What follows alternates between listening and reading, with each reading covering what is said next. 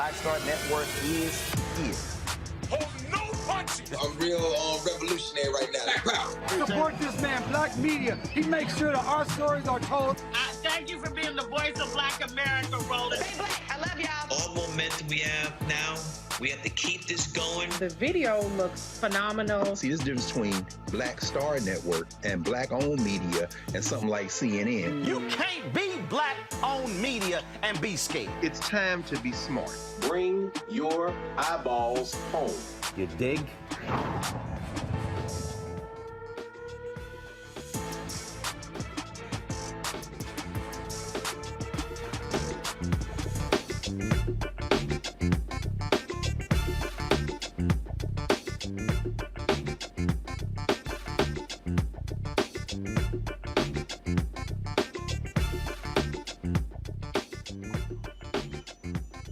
Today is April 13th, 2023. Coming up, a Roland Martin Unfiltered, streaming live on the Black Star Network. A black man dies in the Fulton County jail covered by insects. We'll talk to his family, the lawyer, about this shocking and disturbing case. Also, Representative Justin Pearson is back in the Tennessee House. He joins us live to talk about what has taken place over the last week and what is next for him, as well as the movement there in Tennessee. Emily's List, a powerful organization that is all about electing women to political office. Their black CEO joins us on Roland Martin Unfiltered. Also, Tennessee Republicans. What did we play for you? This audio tape that was uncovered, discussing the Tennessee Three and how they berated a Republican who voted not to expel Gloria Johnson. Shocking video. You'll be praised by it. Nikki Fried, she leads the Florida Democratic Party. We'll have her on talking about their fight there for democracy, and also about the Florida just passing a 6-week abortion ban, one of the toughest in the country. Also, can't wait to hear what Greg Reese Colbert has to say about Senator Tim Scott's announcement running for president. We're going to discuss that again on the show. A lot more we're going to be breaking down. Trust me, you do not want to miss what we got today. It's time to bring the funk on Roland Martin Unfiltered on Black Star Network. Let's go. He's got it. Whatever the miss, he's on it. Whatever it is, he's got the scoop, the fact, the find. And when it breaks, he's right on time and it's rolling. Best believe he's knowing. Putting it down from sports to news to politics. With entertainment just for kicks, he's rolling. It's on go, roll, y'all. It's Roland Martin, rolling with Roland now. He's funk, he's fresh, he's real, the best, you know he's Roland Martin now.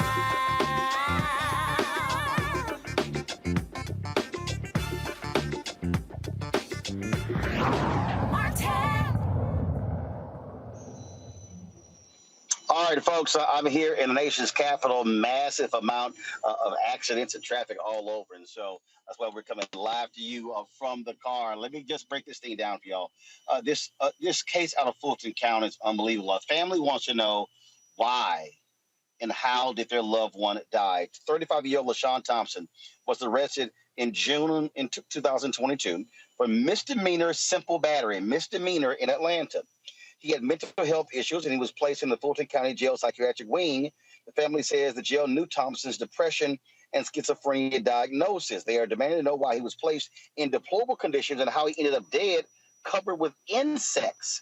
The Fulton County Medical Examiner's Office report listed Thompson's death as undetermined, but the report noted a severe bed bug infestation.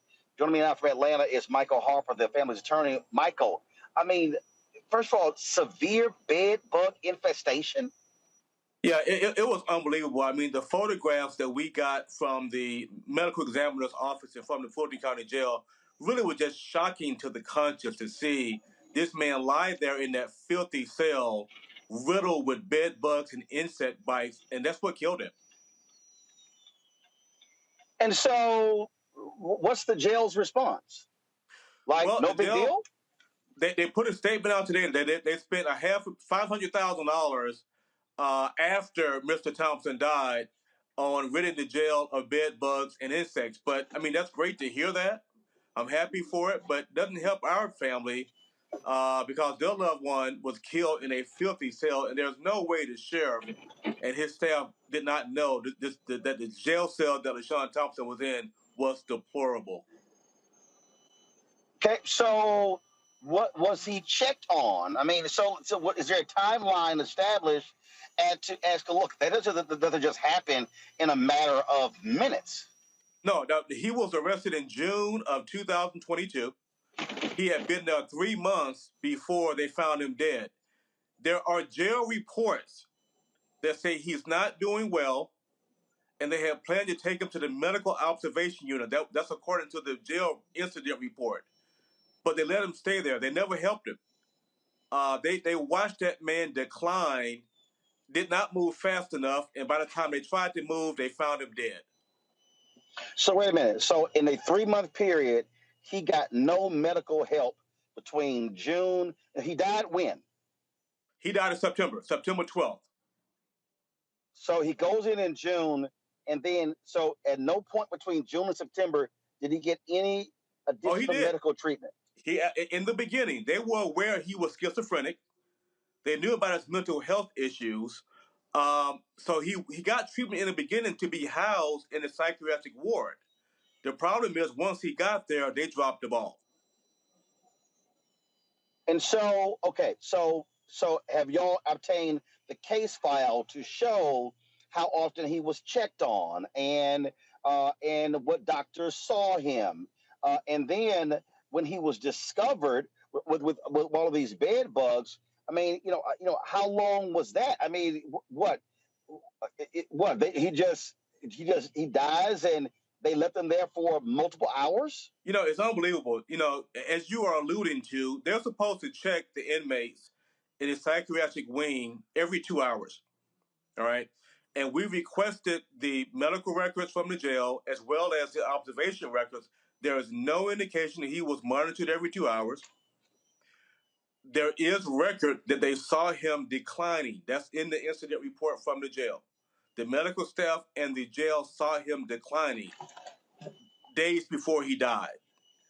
But then they had plans to take him to the medical observation unit in the jail. They just never did. They never did it. They found him dead before that plan was executed. So they didn't follow their own rules. To answer your question about suicide watch and psychological wing and constant observation, they just simply did not do it in this case. Is the DA investigating? Has anybody been charged? Yes. We have. Is the Georgia Bureau of Investigation involved? GBI is not involved. They normally are called in by the agency. So the Fulton County Sheriff's Office should have called the GBI in. They never did that. But we have contacted Fonnie Willis, the DA in Fulton County, as you are aware of. She's on the Trump case. But we contacted Fonnie Willis in this case, and she has agreed to do a full investigation regarding any criminal charges. Wow, unbelievable. Because, I mean, first of all, you're talking about something that happened, again, he goes in 10 months ago, dies in September. So absolutely shocking and stunning. Michael, certainly keep us abreast of what happens next. I will. Thank you. Take care. I appreciate it. My panel, Dr. Greg Carr, Department of Afro-American Studies, Howard University, Reese Colbert, founder of Black Women Views, also host the Reese Colbert Show, Sirius XM, Lauren Victoria Burt, Black Press USA, out of Arlington, Virginia. Lauren, I want to start with you. And we have seen the Department of Justice really go after a number of people, a number of jail and prison officials for their treatment of inmates. This is one of those that absolutely should get the attention of the Civil Rights Division of the Department of Justice. Absolutely. And I think it will. And, how many of these cases do we not know about is the question. I happen to be the daughter of a prison guard who was my father, who was a prison guard at Rikers Island for over 20 years. And, of course, Rikers Island should be closed, should have been closed a long time ago. the lack of rights and the lack of any sort of good treatment of people with mental illness is something that we don't deal with well in our society. Obviously, this is one case that's particularly atrocious, but you can bet that there's many others in a country that leads the world in the rate of incarceration and has led the world in the rate of incarceration for over 15, 20 years. So we have no answer for some reason for anything regarding mental illness, and really we have no answer for the record numbers of people that we put in jail in this country, and then, of course, don't care about and have no rights, and we have no system for them when they are in jail for long periods of time. The mental illness question continues to go unanswered and unfunded at a time when we can find money for everything else. But to your point, DOJ has been a lot more reactive to these cases and probably will continue to be, obviously, under the leadership that they have now. Recently, we often talk about what happens out in the streets with police, but what's happening in the jails is truly an abomination all across this country.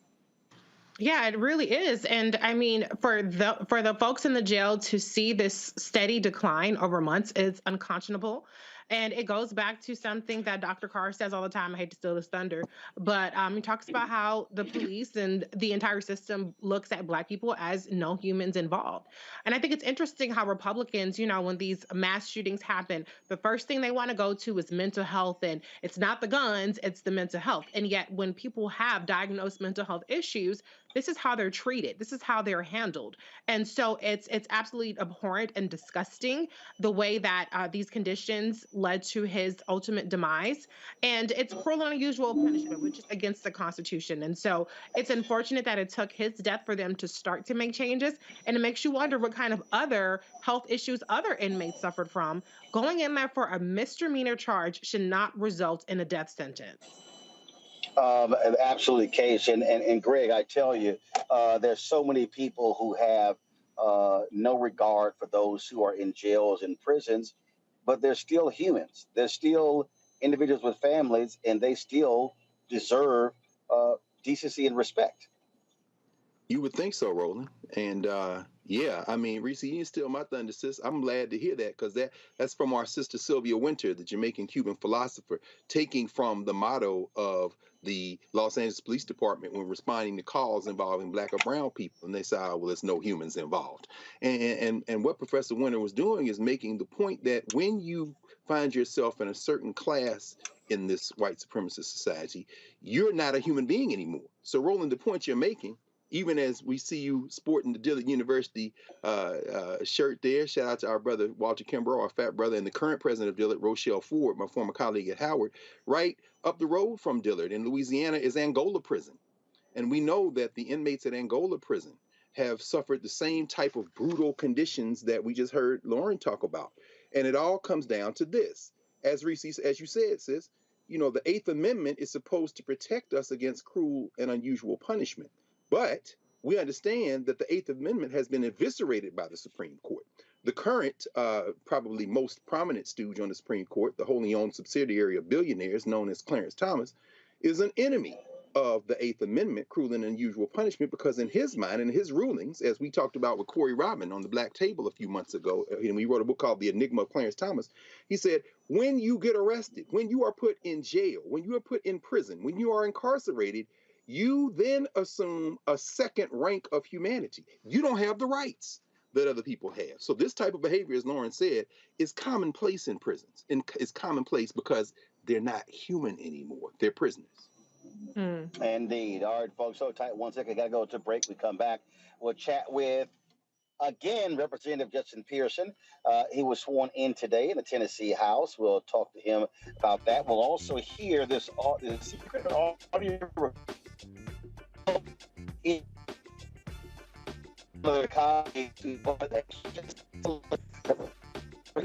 and they even said this is a fight for the Republic, and we must stop this. If the left takes Tennessee, they'll take the whole Southeast. Boy, they sound scared. All that's next. Roland Martin Unfiltered on the Black Star Network. Download our app, Apple phone, Android phone, Apple TV, Android TV, Roku, Amazon Fire TV, Xbox One, Samsung Smart TV. Also, join our Bring the Funk fan club so you're checking money orders to P.O. Box 57196, Washington, D.C. 20037-0196. Cash App $RM Unfiltered, PayPal R Martin Unfiltered, Venmo is RM Unfiltered, Zelle, Roland at RolandSMartin.com, Roland at RolandMartinUnfiltered.com. We'll be right back. Hatred on the streets, a horrific scene, a white nationalist rally that descended into deadly violence. White people are losing their damn minds. As an angry pro-Trump mob storms the U.S. Capitol, we've seen shooting. We're about to see the rise of what I call white minority resistance. We have seen white folks in this country who simply cannot tolerate black folks voting. I think what we're seeing is the inevitable result of violent denial. This is part of American history. Every time that people of color have made progress, whether real or symbolic, there has been what Carol Anderson at Emory University calls white rage as a backlash. This is the rise of the Proud Boys and the Boogaloo Boys. America, there's going to be more of this. Here's all the Proud Boys, guys. This country is getting increasingly racist in its behaviors and its attitudes because of the fear of white people. The fear that they're taking our jobs, they're taking our resources, they're taking our women. This is white fear.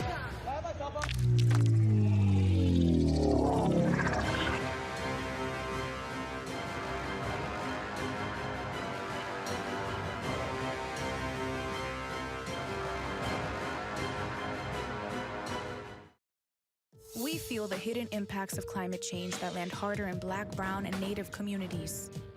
Not many people talk about it because they clearly don't know our lives. But with President Biden's landmark infrastructure and climate plans, our issues are finally seen.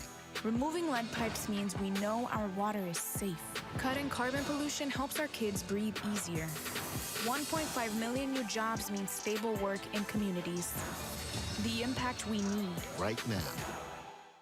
When you talk about blackness and what happens in black culture, we're about covering these things that matter to us, speaking to our issues and concerns. This is a genuine people-powered movement. There's a lot of stuff that we're not getting. You get it, and you spread the word. We wish to plead our own cause. Too long have others spoken for us. We cannot tell our own story if we can't pay for it. This is about covering us. Invest in Black-owned media. Your dollars matter. We don't have to keep asking them to cover our stuff. So please support us in what we do, folks. We want to hit 2,000 people, $50 this month, raise $100,000. We're behind $100,000, so we want to hit that. Y'all money makes this possible. Checks and money orders go to P.O. Box 57196, Washington, D.C. 20037-0196. The Cash App is $RM Unfiltered. PayPal is R Martin Unfiltered. Venmo is RM Unfiltered. Zelle is Roland at RolandSMartin.com. Hey, I'm Deonco from Blackish. Hey, I'm Arnez J. Black TV does matter, dang it. Hey, what's up, y'all? It's your boy Jacob Lattimore, and you're now watching Roland Martin right now. Stay woke.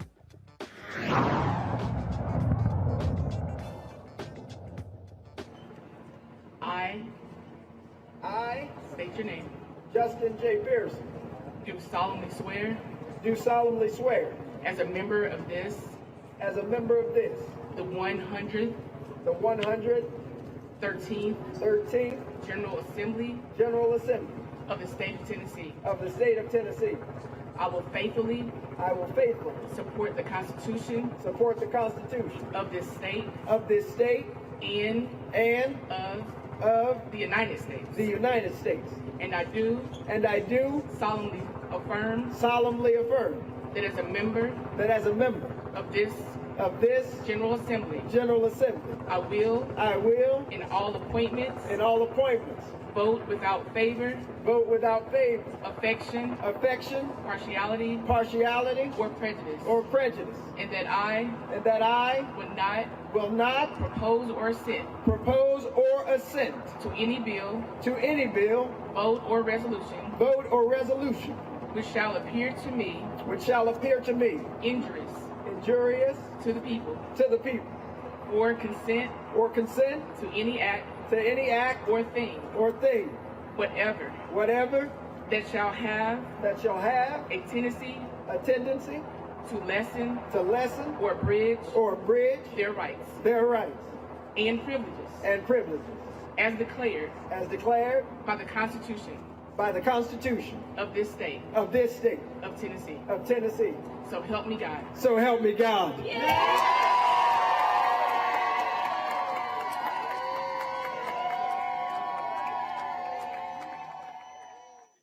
Well, with that, Representative Justin Pearson is back in the Tennessee House 1 week after Republicans expelled him and Representative Justin Jones. Both of them are now back. They look like fools for their actions.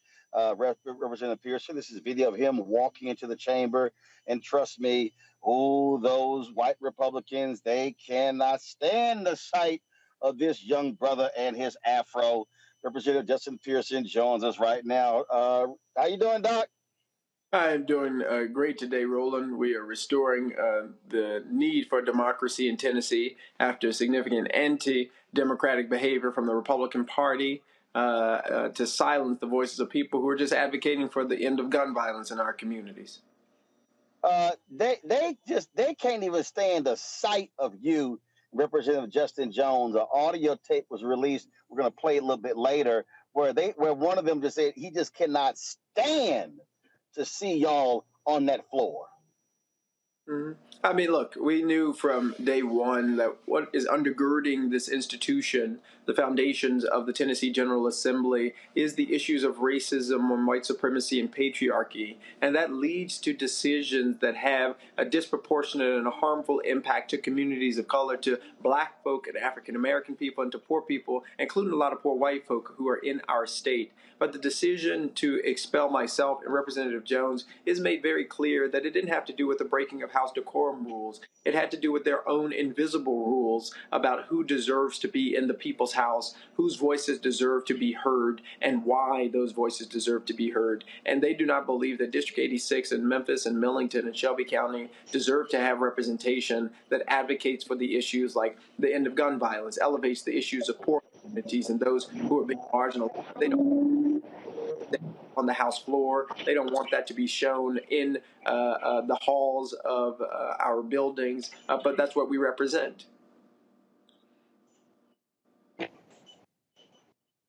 Because it's laughable. They literally are trying to suggest what took place was an insurrection in Tennessee. I mean, this is how crazy Republicans are across the country. They're calling what y'all did an insurrection. Yeah, I mean, when you have people who are very willing to abuse their power in order to cling on to their power more and more, willing to try and abridge the First Amendment in order that they can abuse their authority, to turn our democracy into a mobocracy where mob rule about who speaks and who doesn't, who gets resources and who doesn't, becomes the decision of the Speaker of the House as a dictator or an autocrat, but not as a leader of, as a part of a republic and a democratic republic. We have significant challenges and problems.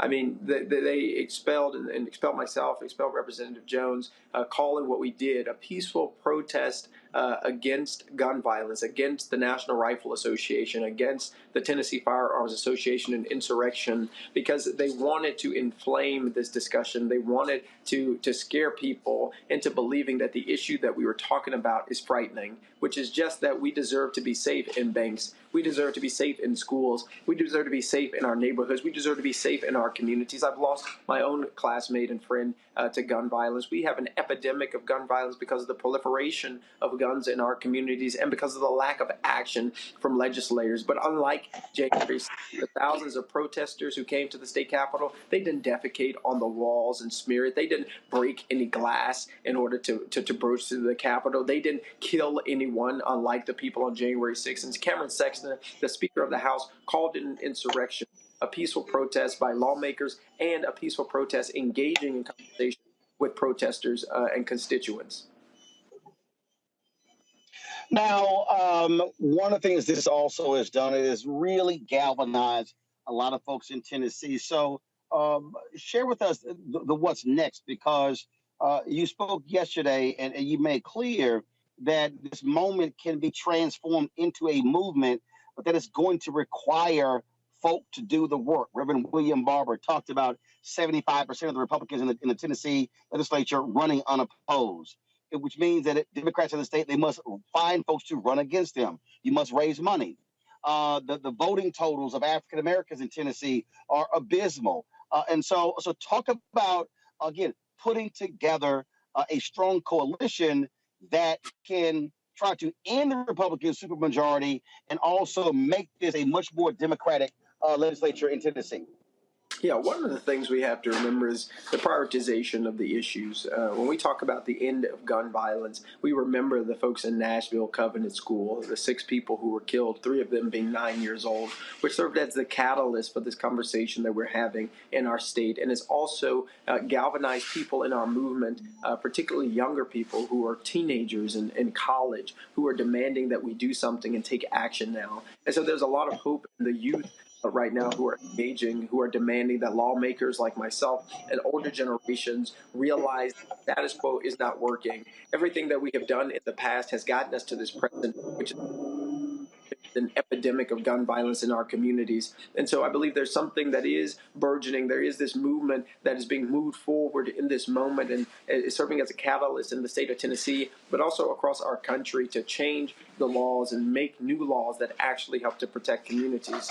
And there is a real political problem where we have a supermajority Republican legislature that is removing democracy and eroding democracy every single day. And we are all worse off because of it, because what Tennessee does, other states in the South might very well seek to do, which is silencing voices that are different than their own and seeking to expel the voices of the people, and in some cases actually expelling duly elected lawmakers, disenfranchising 68,000 people in my district and in Representative Jones's district because they don't like that we did a peaceful protest against gun violence, against the status quo. And as we move forward, it is going to require intense organization and mobilization of people to participate in the democratic process through voting. But as we see, just voting isn't enough. My constituents voted. At 80 years old and 90 years old, they went to the polls and they cast a ballot in a special election for a primary and a general election in record numbers. And still, the supermajority Republican legislature expelled their vote, expelled their voice. And so it's engaging people in the political process of voting, but it is us staying consistent and holding other leaders accountable, like our county commission, which reappointed myself in the Metro Council, which reappointed Representative Jones. We have to have an engaged, civic-minded constituency that stays on these issues and holds leaders accountable, not just during election time, but outside of election time. And as we build that coalition, which has to be, in my opinion, multiracial and multi-ethnic, has to be multi-socioeconomic in building that solidarity dividend that Heather McGee talks about. In doing so, we will be able to transform even places like Tennessee and states in the South into the places that they can be and that we need for them to be if we're going to have democracy to thrive here. It also means there are going to be some fellow black politicians who are going to have to stop playing the go along to get along game. I mean, let's be honest. There were a lot of black politicians in Memphis and other places that did not want you to win. And you and Justin Jones caught some flack from a number of them when y'all got to the State House. They're now standing with y'all. So are you now seeing a change even amongst some of them who felt y'all were just a little too loud? I'm hopeful that the Democratic Party in Tennessee recognizes that it is okay to hold fast to our beliefs and sometimes to sacrifice our positions and our pedigree and our prestige to choose a social location with people who are suffering.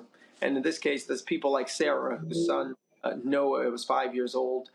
He survived the shooting at the Covenant School, but she's worried about his safety. It's okay for us to believe that our beliefs are the right ones. When we think about people like LaVonda Thorne Henderson, my classmate Larry's mother, who wants to see just gun reform legislation passed, we have to believe that we are right morally and that what we are advocating for legislatively is right. And I believe in doing so, we'll have a new Democrat, a new Tennessee, a new South that comes out of this tragedy, a tragedy for the losses of lives, but also a tragedy of democracy with the expulsion of duly elected members. And it is going to take Democrats across the country investing in the South, investing in Tennessee to ensure progressive voices continue to grow here and not have folks who are in positions only because of name recognition. We need people in positions because they're willing to speak up, they're willing to speak out, and they're sometimes even willing to get expelled for advocating for issues such as the end of gun violence.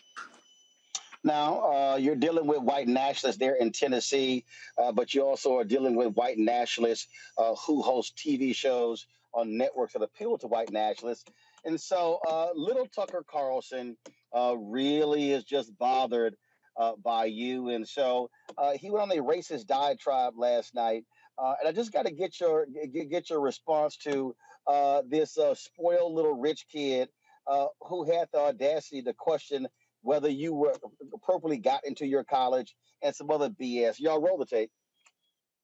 These are the trailblazers, the pathfinders, the Daniel Boones of progressive identity politics. One of them is a man called Justin Pearson. Pearson has been in the news recently for helping to facilitate an insurrection at the Tennessee State House. You may have seen him. But you may not know what Justin Pearson was like before his transition. Back in 2016, Justin Pearson was an earnest young student at Bowdoin, the whitest college in the whitest state in America, a place that costs $60 grand a year for no obvious reason. A rich kid's school. Here's what Justin Pearson looked like then as he ran for president of student government. I'm Justin J. Pearson, and I'm running for president of BSG. There are a few reasons that we're running this campaign this year. One has to do with representation. How can we represent all voices in a conversation? I want to bring together different voices, dissenting voices, voices that may be more liberal or more conservative, in order that we can reach a point of sort of the radical middle, where conversation and dialogue happens and growth happens. Join the People's Pearson campaign, and let's chart ourselves to a better future. I want to bring everyone together, said Justin Pearson, in a voice that if you closed your eyes, you could easily imagine coming from a suburban orthodontist. Justin Pearson wasn't white, that's probably how he got into Bowdoin in the first place, but he did a fantastic impression of it. What a nice young man. Has he considered the apprenticeship program at Citibank? That was the old Justin Pearson before his transition. Here he is now on the floor of the Tennessee State House. All hope seemed to be lost. Representatives were thrown out of the State House. Democracy seemed to be at its end. Seemed like the NRA and gun lobbyists might win. But oh, that was good news for us. I don't know how long this Saturday in the state of Tennessee might last. But oh, we have good news, folks. We've got good news that Sunday always comes. Justin Pearson has a dream that one day on the red hills of Georgia, everyone will do exactly what he wants or else face indictment by the Department of Justice. Justin Pearson has changed quite dramatically, as you can see. He transitioned from a crypto white kid into the modern incarnation of Martin Luther King Jr. himself. It's remarkable, really. But he's not alone in that. You see this all the time. Everybody in the Democratic Party wants to be Martin Luther King at this point. He also, we didn't have that. Y'all, please find that. Where at the end he said that you should be speaking proper English like Malcolm X. Wow, Tucker Carlson is a fan of Malcolm X. I got to let you comment on the sheer stupidity of what we just heard. Yeah, I mean, you're talking about a white supremacist supporting white supremacy. Attacking me running for student government. I didn't win that election, but I hope Bo Mitchell gets credit for recording a fantastic video. And something in there that, first, my name is Justin J. Pearson, so he needs to get that correct. But one of the things that's in there is about bringing dissenting voices to the table. The day that we led a peaceful protest, Cameron Sexton of the Republican Party refused to allow anyone else to speak on the House floor as it relates to welcoming peaceful protest to the People's House, speaking about gun violence at all. And so I believe there are a lot of lessons that they can learn from a younger Justin J. Pearson and also learn from an older Justin. But what we have and what is really important for us to realize and recognize is they are terrified of having the real conversation, which is, why were we expelled? What is it that we said that terrified people like that show host, people on the Republican right, and these extremists, is that we were asking for sensible gun reform legislation. Is because we were standing up against the National Rifle Association. We were standing up against the Tennessee Firearms Association. And they're terrified that there's a younger generation of people, a multiracial movement, an intergenerational movement that is speaking to the hearts and to the minds of all people, not just one demographic. And so they want to bait us into some race-baiting conversation when the reality is, the problem is, all of us are suffering from the fear of gun violence. All of us are suffering from the preponderance of gun violence because of the lack of action from a lot of the people who go to Tucker Carlson's show. The reality is, my mom is a teacher, my dad is a preacher. I've been articulate, well-spoken, and smart for a very long time. I prayed for that. I was smart then. I still am intelligent and smart now. And I still believe the things that I believed then, now as well. The challenge is the radical middle has gotten way more difficult to find when you have right-wing, white supremacist extremists. Well, I also take it that Tucker Carlson has never actually ever had to give a real speech in his life, because those of us who have done so know that there are certain ways that we speak when we are giving speeches in front of crowds. Even Tucker Carlson's beloved Malcolm X spoke differently when he was giving speeches compared to when he was doing television interviews. But I'm sure Tucker has never actually been bothered to listen to Malcolm X, because Malcolm despised people like Tucker Carlson. Representative Pearson, glad to have you. Look, we had you on before you were in office. Glad to see that you are back. You welcome on this show anytime. Keep giving them hell, and we're going to keep standing right there with you. Thank you so much, Roland. I appreciate you. We're going to keep fighting. God bless. Yes, sir. Be well. All right, folks, got to go to a break. We come back. Boy, these Republicans were caught on audio, not happy at all. With the Tennessee 3, we'll play some of that for you. Plus, we'll hear from the president of Emily's List. We'll also talk to the head of the far Democratic Party as they are battling white nationalism in the Sunshine State as well. Lots more to unpack right here on Roland Martin Unfiltered on the Black Star Network. We'll be right back. I lost my daughter. I didn't know where she was. So I had to figure out how to survive, how to eat, how to live. I don't want to go into the details because she's here, first of all. She may not want me telling that story. But possession of her, the family broke down, fell apart. I was homeless.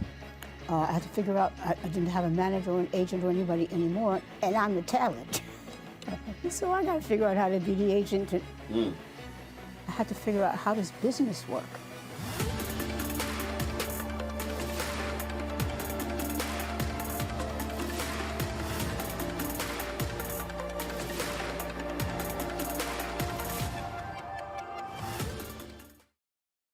Next on the Black Table with me, Greg Carr, Dr. Kwasi Kanadu, author, scholar, and healer. He is one of the truly representative thinkers and activists of our generation. I had a dream, a particular night, and when I woke up, several ancestors came to me, and they came to me and said, "We really like what you're doing, but you have to do more." His writing provides a deep and unique dive into African history through the eyes of some of the interesting characters who have lived in it, including some in his own family. The multi-talented, always fascinating Dr. Kwasi Kanadu on the next Black Table here on the Black Star Network. Hey, what's up, everybody? It's Godfrey, the funniest dude on the planet. Hi, I'm Israel Houghton. Apparently, the other message I did was not fun enough. So this is fun. You are watching Roland Martin, my man, Unfiltered.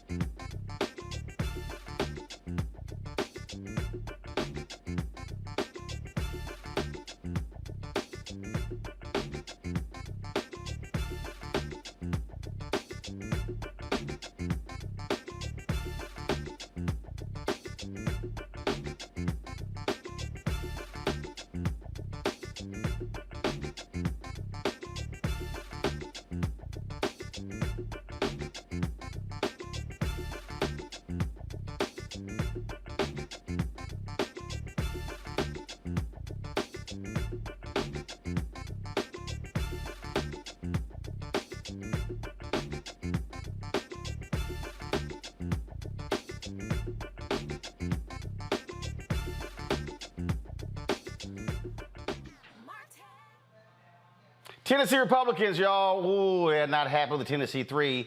The Tennessee Holler got a hold of this audio recording of the Republican caucus. Listen to these white nationalists get upset with one of their own because he did not vote along with them. Please forgive me if my comments do not come across as Christ-like. I think now, more than ever, everyone should recognize that Democrats are not our friends. I listened for the last 3 days to Democrats, Sam McKenzie, Chisholm, Parkinson, trash us as racists. I've never had anybody call me a racist. And for the last 3 days, all I have heard from them is how this is the most racist place. One of them is white supremacy. Good Lord, we have to realize they are not our friends. They can smile, man, that doesn't mean I can't be polite to them, but they are not our friends. They destroy the republic and the foundation of who we are, or we preserve it. That is the reality where we are right now. And if these last 3 days have not proven that, we need to find a new job. There has never been a more important time for us to be unified. There are 75 of us. Let them call their name, of the names they're going to call. We need to move forward. We need to pass the gun bill. We need to pass the pronoun bill, wherever Mark is. Man, we do not slow down because of their crap. We can't. The only way we move forward with some sort of unity is to call out what happened on the House floor the other night. Yes, sir. I feel like we were hung out to dry by a couple of members. And Jody, I'm just going to say it here because you signed the letter. You straight up came to me and said you were 100% where I was. And you went on the House floor and you did the opposite. Man, you hung us out to dry. And I like you personally. This is not personal. And if Brian Terry was here, I'd say the same thing to him. This would have been bad anyway, but good God, we brought the racism into it because you didn't stay with us. But I need to know, and I don't want to hear why there wasn't a preponderance of evidence and an attorney. I need to know why you flipped your vote at the last minute. You didn't let them know beforehand. Giving Johnny a 15-minute heads up doesn't cut it. And if Brian Terry was here, I want to hear from him too. I have to know. We're going to keep the staff out. This is the place to say it. I haven't lied to anybody, not one time. And it pisses me off to suggest that I have. And some of my friends in here suggested that I've lied. And that's bullcrap. I walked into that room to vote to expel all 3 of them, just like all the others. And the letter that I sent to the speaker, it says exactly what it says. Throw the book at it. Everything you've got. It doesn't say expulsion. It's not in there. But doesn't matter. I was ready. But hold on. I was ready. I was walked into that room ready to vote before we ever started on Jones. I got a list of questions from Johnny Garrett. Johnny says, you're on the list that the speaker has to ask questions. Sat there through Jones, made notes. I went to Johnny and said, Johnny, can I go off script? Johnny says, yeah, go for it. The speaker never called me.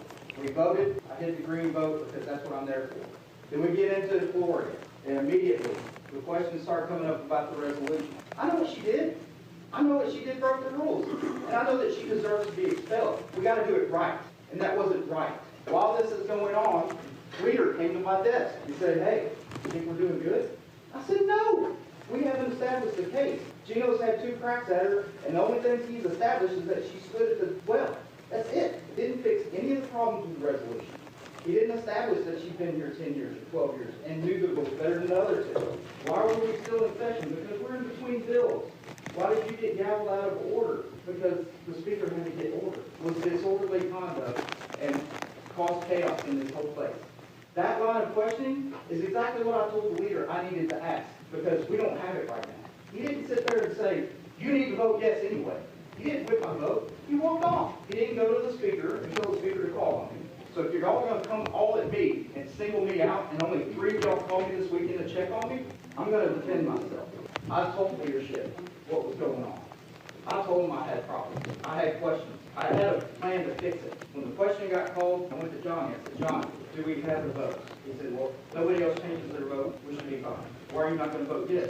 And I explained it. And I went back to my desk. I sat there and had my internal debate on what to do. Then the bell rings. I'm concerned that I'm going to vote yes on a resolution that I know is wrong. We didn't establish that she did all that other stuff. All we established is she walked from there to there.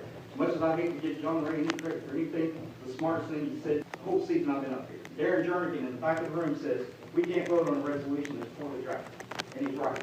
It's more that we were screwing it up and put my name on something that I knew that was going to be in the annals of history as being wrong. No different than some Democrat is going to be on a jury for Donald Trump And folks are convicted even though they know it's a document. This resolution got copied and pasted. All they changed was their names. She didn't do the things that were in the resolution. I said, oh great, Mr. Speaker, have you on the list? You said yes. Did not walk away your desk, never dreaming that you were going to know. I just thought you had some other questions that were going to build the case. And I didn't mean to like walk off without getting additional.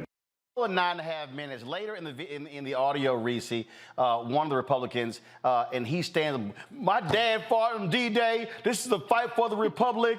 And he was, I mean, he was just losing his mind, acting a fool. And my man there, he said, no. And then he said, look, he said, they said, well, I was 1,000% right in how I voted, and I would do it again. Later, they literally said, you should vote with us even if you think it's wrong. That shows you how crazy these folks are. All I have to say is boo-hoo, bitches. They miscalculated. And I absolutely love that it was not the plan that you had one rogue agent Republican so-called vote his conscience and not vote the white lady out. So it looks egregiously racist, which is what it was from the beginning, that 2 black men got voted out. The reality, though, is when you listen to the Republicans, it's clear that this is a cause to them. The cause, really, they didn't say it, is white supremacy and white nationalism. But it's so interesting how convicted they are in what they believe is a cause. Meanwhile, on the other side, what we got is the beg and plead, and people complain about how much we beg and plead and say that we're using scare tactics and that we're just trying to get people to do something and exaggerating. This really is a battle. This really is a war. And unfortunately, our side is never quite as galvanized as the Republican side, except for this time. This was the one time where we did see people, because where they miscalculated was it was around the gun controls debate. It was around a mass shooting in which 3 children were killed and 3 staff members were killed. And people said, this is absolutely unacceptable. The reality, though, is they lost this battle in terms of keeping Justin Jones and Justin Pearson outside of the assembly, despite their attempts to extort money away from the Memphis and Shelby County commissioners for projects that were earmarked for by the governor. But they still saw that they could successfully expel these members on a whim. They still see that they can pass or prevent legislation from being passed on a whim, and that is a bigger issue. I got to play this part here, Greg, and for you to comment on. I mean, listen to this one. This is called Sapicki. He's in the top right-hand corner. This is him talking. You should have went to the speaker and said, I'm changing my vote. And if it put us at 65, somebody would have taken you behind the dais and explained to you why this is an important vote. It would have given us the opportunity to not throw the rest of us under the bus. I've been called a racist, a misogynist, a white supremacist more in the last 2 months of my life than I had my entire life. By golly, I'm biting my tongue. But I'm telling you, Mr. Speaker, with all due respect, these days are very thin right now. And I'm going to have to swallow this to see Mr. Jones back up here walking these hallowed halls that the greats of Tennessee stood in and watched them disrespect this state that I chose to move to. And by golly, it's got to stop. I'm sorry for getting angry here. My father was D-Day +4, and he fought for this. Oh, Greg, he was in his feelings. I got to swallow and see that Jones walk on these hollowed halls. Woo. My father was a World War II veteran. Scott Kopicki, you, sir, can go to hell. My father and 3 of his brothers drafted out of East Tennessee, not too far from the district that Representative Johnson represents, sent off to World War II. My uncle was in the Red Ball Express. Scott Kopicki, you can go to hell. Because my uncles and aunts were raised in East Tennessee under the specter of Jim and Jane Crow bastard. And your father, you, who've been called racist, or I'm sorry, I shouldn't say that. You, who have been more accurately described in the last few days than you have your entire funky life, need to understand one thing and one thing clearly. Your worldview is not our worldview. And this isn't about a flag. This isn't about a country. This is about power. And this is what y'all are after. You know, it's interesting hearing the hillbilly horde tear at itself in there. Listening to Jody Barrett, a first-term state representative, who is a lawyer, got his JD from Ole Miss. You know, he in an interview elsewhere said that Representative Johnson out of East Tennessee was the only one of the three legislators to show up with an attorney. And the attorney pointed out flaws in the resolution. And what you hear Jody Barrett in that hillbilly horde argument they're having, what you hear him saying is, I'm a lawyer. The resolution was flawed. I tried to get the speaker. This is the slick back hillbilly looking leader of the Republicans who continued to chastise Justin Pearson for violating decorum. He said, I tried to talk to the speaker. They had me on the list to speak, but they didn't give me the chance to speak, because had I been able to speak, I would have cured the flaws in the document that would have allowed me to vote against Johnston as well. But I could not vote against her because as a lawyer, see, this is what happened. The hillbillies were so hot to get them out, they didn't even read the damn resolution that they wrote. This was not an ideological fight we just overheard with the hillbilly horde. This was a technical right, and it brings you to the point that you raised, Roland, and that Reese just raised. These hillbillies are blinded by power. They are white nationalists. They don't have an agenda. Their agenda is rule or ruin. Their little punk-ass white nationalist friend, Tucker Carlson, who doesn't remember, and Roland, I know you were giggling to yourself when you heard him say that Justin Pearson is the first Negro at Bowdoin, considering that is also the alma mater of John Russwurm. But at any rate, this hillbilly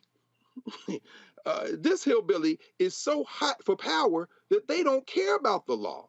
And this is where their thing is going to fall apart.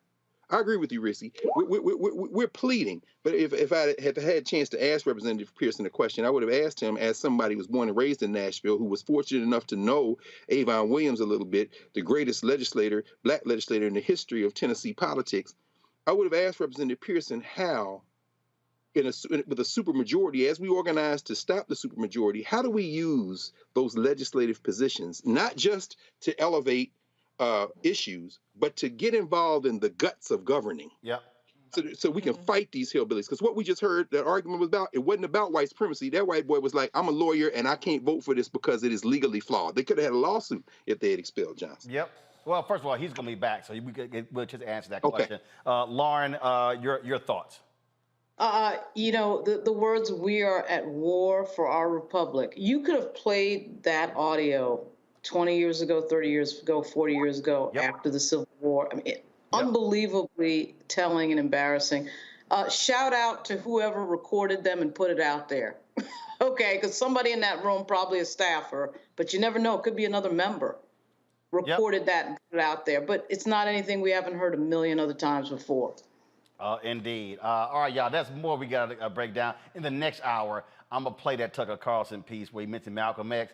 Y'all know damn well Malcolm X would have smacked the hell out of Tucker Carlson. But I got to go to some other business. Coming up next, we'll talk with the President CEO, Emily's List. She's been over here giggling and laughing for the last 15, 20 minutes because she really saying, but this is a really black show. That's really what you're saying. You're like, I ain't never seen a show like this here. She said, this is blackity black. Yeah, this ain't MSNBC. That's right. Even Joanne Reed can't be this black on MSNBC. I'll be right back.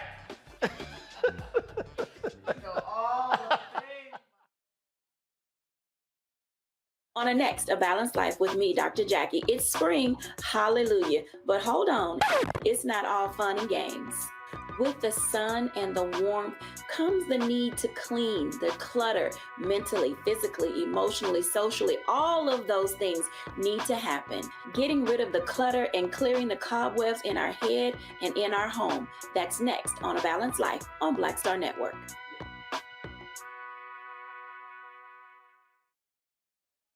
On the next Get Wealthy with me, Deborah Owens, America's Wealth Coach, have you ever had that $1 million idea and wondered how you could make it a reality? On the next Get Wealthy, you're going to meet Liska Askalise, the inventress, someone who made her own idea a reality and now is showing others how they can do it too. Positive, focusing in on the thing that you want to do, writing it down, and not speaking to naysayers or anybody about your product until you've taken some steps to at least execute. Liska Askalise on the next Get Wealthy, right here, only on Black Star Network.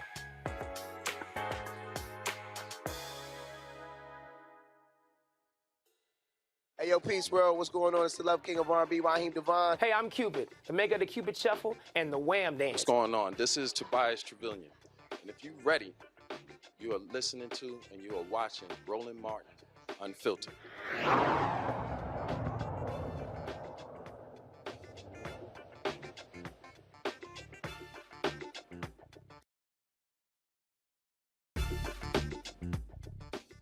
We are seeing an increase in black women all across the country running for political office. Remember, I was down in Texas when 18 of them were running for judge in 2018, helping them get elected. We're seeing it happen more, but it still is a difficult task, not just for black women, but for all women. But things are indeed changing. One of the organizations that's really played a huge role in assisting them is Emily's List. They have been raising a ton of money, supporting candidates, helping them win positions, statewide positions, whether it's city hall, county government, state legislatures, but also Congress as well. And joining us right now is LaFonza Butler. She's the president of Emily's List. Glad to have you here. Thank you so much for having me. All right, so yeah, because I'm trying. Look, this is different. This is different. I'm glad to be in it. I'm just glad to be in it. It's absolutely black. That's right. So black owned, black art, everything in here was built by black people. So that's how we do it. We black tonight. Yeah. We black every day. I hear it. Every day. All right. So let's talk about Emily's List. And again, the roadmap has changed significantly when it comes to this country. Obviously, you've had Hillary Clinton run for president. Sure. You got the vice president in there as well. You got women who are United States senators, but it is still a difficult task when it comes the gender issue when it comes to politics. Look, we have the vice president who, is the highest ranking woman ever to serve in this country's history, but we still have never yet elected a black woman to be governor in not a single state. Mm-hmm. We are still breaking glass ceilings, whether it's just women in specifically, or it is Latina women or Asian women or black women. But what I see, and I think what you're naming on the show and the conversation tonight, is women are going to do it anyway. What they have proven is that Hillary Clinton's run and the vice president's run, the historic number of women that were running for president in 2020, and the distaste and frankly disdain and hatred that was displayed towards women in the last presidency. More women have been coming out to run for office at every level of government, and we are seeing those efforts pay off. We have one of the most diverse congressional classes ever in history, where we're talking about women of color who are representing non-majority minority districts, whether it is Lauren Underwood or Andrea Salinas in Washington State. There are more women now that are women of color in particular representing non-majority minority districts, and I think that is a prelude to what we have in store. There's some more glass ceilings that we've got to break. There's more work that Emily's List and organizations like ours have to do. But when you are the largest organization, longest serving organization for 38 years, this has been the mission of Emily's List. It comes with great responsibility, and in this moment where we are seeing the degradation of our democracy, the elimination of personal freedoms, all in the name of power and control, this is the moment that organizations like Emily's List have to be in places that we've never been. And so I'm glad to be here today and to have this conversation about what's happening. We saw what took place in the 2022 midterm elections, the role the Dobbs decision played when it came to turnout, especially when it comes to young voters. We saw that happen. In addition, we saw what happened when it came to young women in voting as well. We'll be chatting with Nikki Fried in a moment, who heads the Democratic Party in Florida. But just within the last couple of hours, the Florida House, they passed a 6-week abortion ban. And so even though they have been losing in different places, they still are moving head first. You look at the decision by the Texas judge in Amarillo dealing with the abortion pill. So that clearly is still going to be a fundamental issue. But how do you also make it clear to women voters that that's not the only issue when it comes to the ballot box with local elections in 23, but also the national election in 24? Look, what we've got to make sure that women voters and all voters understand is that we've got to complete the whole ballot. that our economic security, our environmental security, our reproductive freedom, our freedom to be able to send our children to school or even our elderly to the grocery store are going to be determined by not just the person who we vote for in that presidential ticket, but all the way down to the controller in your city or the mayor and council members. We've got to make sure that we are completing the ballot. And to get people to complete the ballot, we've got to do the work to give them compelling, authentic candidates who understand their story and are going to fight for their values and what they see as important as community leaders. I am of the opinion that voters go to the ballot box with their whole selves, not just one issue that they go and vote on. We saw the salience and relevance of abortion in Kansas, in Montana, in Kentucky.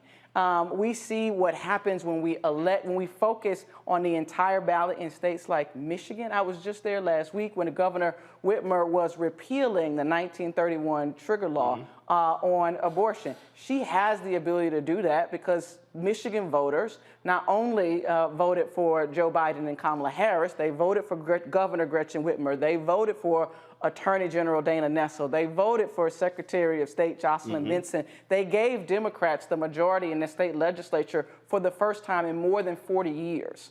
And they repealed the 1931 law. They are restoring labor and workers' rights in that state. They are making changes relative to gun violence and gun reform. And for us, I think the lesson really does have to be every election is important. Right. Virginia, in 2023, is going to have some of the most consequential elections in this what we used to call an off year than any state in the country. Democrats, I think, are 4 or 5 away from controlling the House, but control the Senate by narrow margin. But if they take over the House, you actually will have an African American who will be the House Majority Leader, Don Scott, Alpha Man, also my Texas A&M chapter Pile brother, in addition to Louise Lucas on the Senate side. And so that's power. That is power, and more than a third of those seats are up for re-election after redistricting. And in a state where they have never had that many seats up, and redistricting has changed the lines and changed the voting, it is not something that we can take for granted just because it might happen to be right here in the back door of Washington, D.C. One of the things, before I go to my panel, if we get the questions, so Lauren, Reese, and Greg, get ready. Got to ask you this here, because one of the things that that's been driving me crazy, and I've been very explicit in saying this, it gets on my nerves, these white political consultants who take all of this money folks raise and they dump it on television. They don't put it on the ground. Yeah. I see Nikki Fried over there. She looks at the motion in her head, absolutely. So she understands that, and it drives me crazy because in order to win, you need votes. You got to turn people out. And so it gets to a point where you just keep dumping on television. That's how they're making their money. And so when y'all are supporting candidates, are you making it clear to folks like, hey, ground game, door to door, old school politics still works. Everything is not about just dumping money on television. Yeah, not only does it work, it's fundamental, right? And so absolutely, our job in helping to recruit and advise these women who are running for office is to help them put together the best campaign possible specific to their district. Now, there may be some district that you can win just by doing some work on TV. Right. Most of the districts that we're competing for, you've got to go get the votes. You've got to earn the trust. And also don't run away from who you are. I mean, personally, I'm serious. I think Mandela Barnes will be in the United States Senate today if he told his white consultants, we're going to campaign in Milwaukee.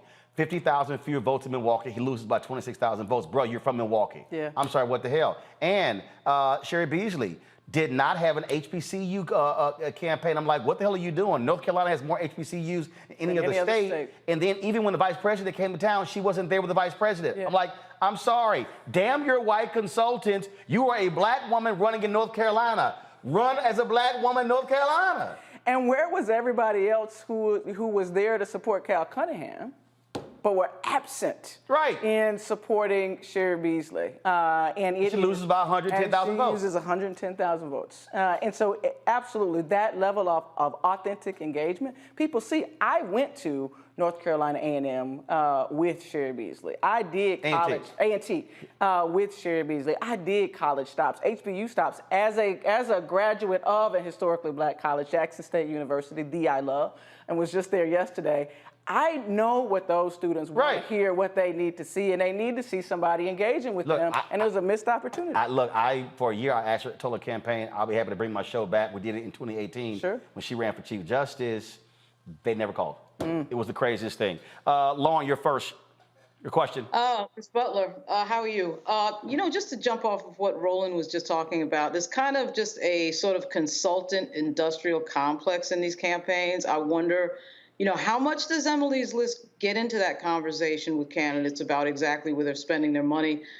It's not just the TV thing, but also sort of an addiction to mail. The things that make consultants money is just what people are told to spend money on by consultants. And I just wondered, do you get into that conversation, or is this just, look, we're going to announce who the rising star is in Florida, and we're going to pump up the campaign in other ways, but not get into sort of a deep dive discussion about exactly where the money is spent? No, I appreciate the question. We very much are full into a lot of the campaigns, not all of them. I won't say that is the case for very sophisticated candidates who have been running and are running again with their operations. But a lot of the newcomers that we are supporting, we are very much in at the beginning. And at the end of the day, it is that candidate's name that is on the ballot, not the name of Emily's List. And so we try to we work very hard to find consultants for them to interview. We are intentional about the diverse consultant candidates that we put in front of them, not just in terms of race and ethnicity, but also in terms of gender and experience. And we work very hard to give the advice that we think is authentic and genuine, that is showing up in the data in those districts. And we encourage those women to make the decisions that they feel like are going to reach the broadest number of voters. At the end of the day, elections are just a math test. Who is going to get more votes than the other. And part of the work of Emily's List has also been to help to develop more of those campaign operatives and consultants so that they have more people to choose from. Frankly, a lot of what has been happening in campaigns across the country, particularly at the federal level, is the recycling of the same old consultants. And so you keep getting the same outcome because you're getting the same input. And it's the responsibility of organizations like ours to engage and re-engage and build that next generation of and pipeline of not just candidates, but of consultants and campaign operatives. And that is also part of the work that we take incredibly seriously. Reese. Hey, LaFonza. Hey, Reese. My question for you is, we saw in 2022, a lot of people didn't expect reproductive rights to be such a galvanizing force. Vice President Kamala Harris obviously barnstormed the country around that. It's 2023, as you guys mentioned.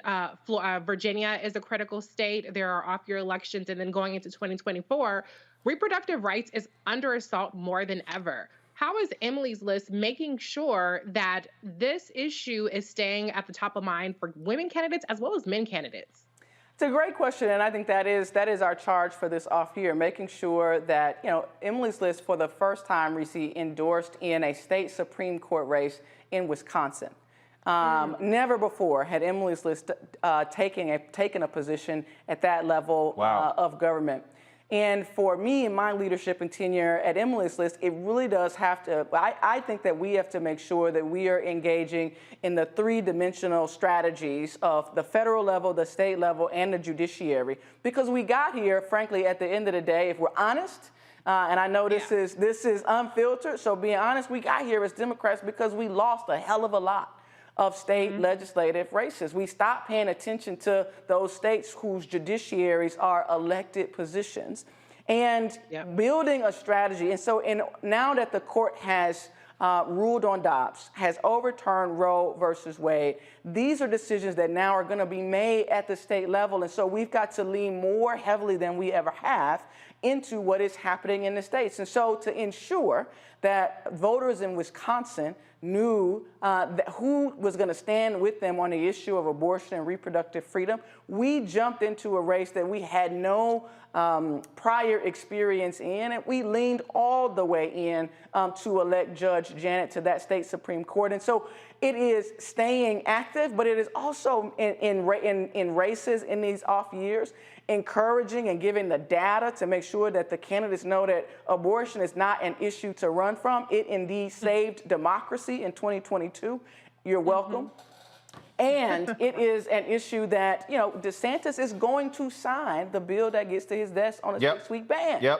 And it is not, I think, by happenstance that the Emily's List community saw the leadership of a Fentress Driscoll and named her the rising star, because she has been leading on the pushback and hopefully the takedown of Ron DeSantis, not just in Florida, but whenever he decides to tell the country that he actually is running for president, it's going to be a black woman endorsed by Emily's List who is going to be his antagonist every single day. And so making sure that those candidates are equipped to have the toughest fights and the toughest and the strongest debates is an important part of how we do that. And frankly, the last point that I'll make, Reese, is that they're doing a lot of the work for us. They keep passing dumb bill after dumb bill, rejecting the will of voters all across the country every single day, whether it's Florida or Wisconsin or Idaho or Oklahoma. And we've got to make sure, as to the point that Roland made to Brother Pearson earlier, nobody should get a free pass. 75 Republicans should not be able to run uncontested in a state like Tennessee or any other place if our democracy is vibrant. And we've got to make sure that we are recruiting the candidates and supporting them in helping to ensure that that democracy is vibrant and that we get Republicans on the record as to their position about should a woman be able to make decisions about her own body. Greg Carr. Thank you, Roland, and thank you, Sister Butler. I'm going to miss us meeting up in Memphis for Jackson State versus my alma mater, Tennessee State, in a couple of years. I wish Prime hadn't necessarily backed out of that. It was a good time in Memphis. I miss those days. But you know, given your deep roots in organized labor, and thinking about how some of these organizations that claim to be for women's issues, whether it be Moms for Liberty or the Susan B. Anthony Pro-Life Court, you know, these billionaire-funded, top-down kind of formations, how important is it for us to really turn hard back into organized labor? You mentioned earlier, but particularly at the local level. And what are some of your thoughts on the possibilities? People have talked about the resurgence of organized labor, but on the possibilities of us even strengthening and deepening that kind of reconstructed relationship with organized labor that people like Coretta Scott King and so many others knew was really at the backbone of getting beyond even ourselves as black folk and kind of get some of these working class white folk and others to come over to our side and really work for their own interests as well as ours. Fantastic question, and I think this is the moment. This is the moment for that kind of unification. Look, our problems, the problems that this country faces, the problems and challenges that working families face in communities, rural and urban, are no longer going to be solved in silos, in my opinion. In my opinion, the solutions, the larger challenges that of housing and the larger challenges of healthcare costs and the larger challenges of climate are going to require solutions at the intersection. I can't talk about reproductive freedom at Emily's List without talking about economic freedom and the ability for people to be able to make a living wage and work one job, not three. I can't talk about reproductive freedom if I'm not also standing side by side with my sisters and brothers who are fighting for housing when the majority of women who are getting an abortion actually already have children and a family, but they can't afford to find a place to live. And so they're making decisions not just about whether or not their family can have another child, they're making decisions about their economic security and the future that they're going to be able to provide. And so in this moment, I think that our national call for democracy and freedom in this country has to be found at the intersection of all of those movements. And I love how you referred to Coretta Scott King. I worked at SEIU when I was in the labor movement, and Dr. King always referred to his favorite union as 1199. I was the organizing director at 1199 in Baltimore for part of my career in SEIU, and when Coretta Scott King was supporting the workers at Johns Hopkins Hospital to organize, she was talking to SEIU 1199 workers. I got to know those women.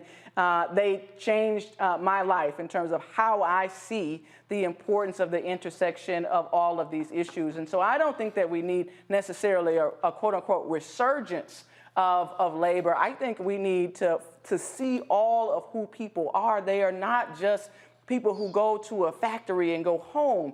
They are people who work in our communities who actually need stop signs, who actually need safe sidewalks, who actually, the Health and Safety Committee in a contract is something very different today than it was 40 years ago. And so as we unite movements, and we see that the Republican agenda is fundamentally about power and control, we have got to make sure that we seize this opportunity to unify our own power, and the power not just of Black people, but brown folks and poor white folks and the Asian community that has been ignored in that right-wing agenda as well. Immigrants from all countries around the world. We've got to be able to fight, I think, at the intersection for the freedoms that we all deserve and, frankly, that we know our children need and expect. All right, then. Well, look, glad to have you here. We do a little bit different here, so certainly welcome anytime to come on back. And again, we get to, like I say, expound and expand a little bit more than some of these other networks. Why? Because, well, I own it. We ain't got to ask nobody. Proud to be here. Thank you so much. And I'm happy to walk over anytime. All right. Sounds great. In a moment, we'll chat with Nikki Fried. She's head of the Florida Democratic Party. Lord, you know, DeSantis is always doing something crazy there. Now Republicans have passed a 6-week abortion ban in the House. We'll talk about that. And Nikki getting arrested. Yeah, seriously. That's next on Roland Martin Unfiltered on the Black Star Network. Hatred on the streets, a horrific scene, a white nationalist rally that descended into deadly violence. White people are losing their damn minds. As an angry pro-Trump mob storms the U.S. Capitol, we've seen shots. We're about to see the rise of what I call white minority resistance. We have seen white folks in this country who simply cannot tolerate Black folks voting. I think what we're seeing is the inevitable result of violent denial. This is part of American history. Every time that people of color have made progress, whether real or symbolic, there has been what Carol Anderson at Emory University calls white rage as a backlash. This is the rise of the Proud Boys and the Boogaloo Boys. America, there's going to be more of this. Here's all the Proud Boys, guys. This country is getting increasingly racist in its behaviors and its attitudes because of the fear of white people. The fear that they're taking our jobs, they're taking our resources, they're taking our women. This is white fear.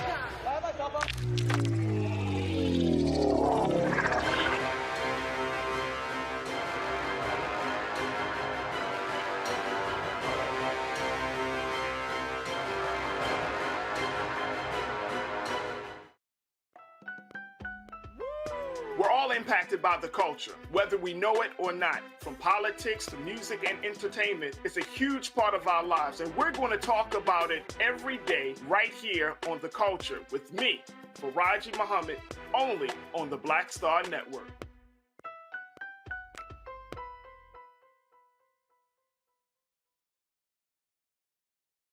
Hi, this is Cheryl Lee Ralph. Hello, everyone. It's Kiara Sheard. Hey, I'm Taj. I'm Coco. And I'm Lily. And we're SWV. What's up, y'all? It's Ryan Destiny, and you're watching Roland Martin Unfiltered.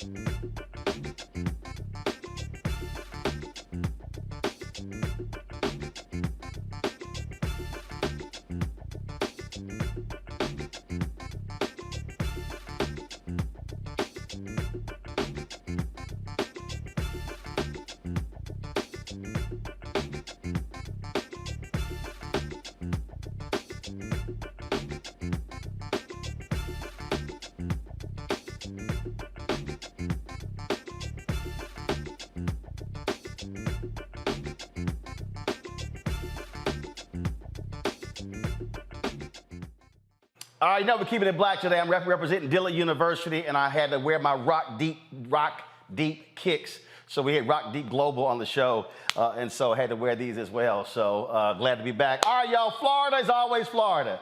And you know there's always crazy stuff happening there. As I said a little bit earlier today, House there passed 6-week abortion ban. We already had Nikki Fried booked. She's, of course, here at the Florida Democratic Party, formerly a state official there. Nikki, glad to have you back.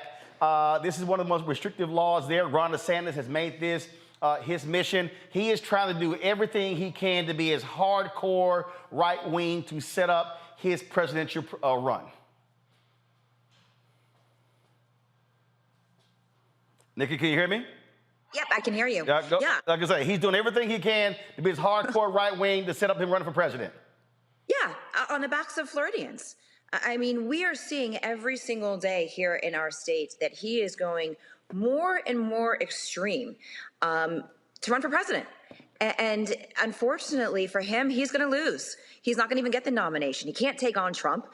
His policies are hurting people, are not, approved by 75% of Floridians. Did not want a 6-week abortion ban, yet he is shoving it down our throats. And we know that women are going to die. Disproportionate women of color are going to be harmed by this piece of legislation. And it is one of the most extremes in the nation. Not only preventing women access to health care and reproductive health care, but it also criminalizing doctors and women who may have access to abortion after the 6 weeks. And here's the fun little kicker that most people aren't hearing, is that if you in fact want to participate in the rape or incest exemption after the 6 weeks to 15 weeks, you have to show documentation. So wait, I'm sorry. You said rape, incest.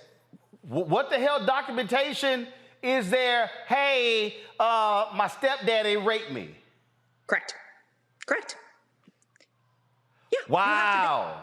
You have to show paperwork that you went and reported the crime or did something of that nature to show that you in fact, so not only did you get raped once, but now you're going to get raped a second time by having to go through this emotional trauma once again in order to terminate a pregnancy that was unwanted. One of the things I keep trying to explain to people is what happens when people don't vote, when they sit on the sidelines.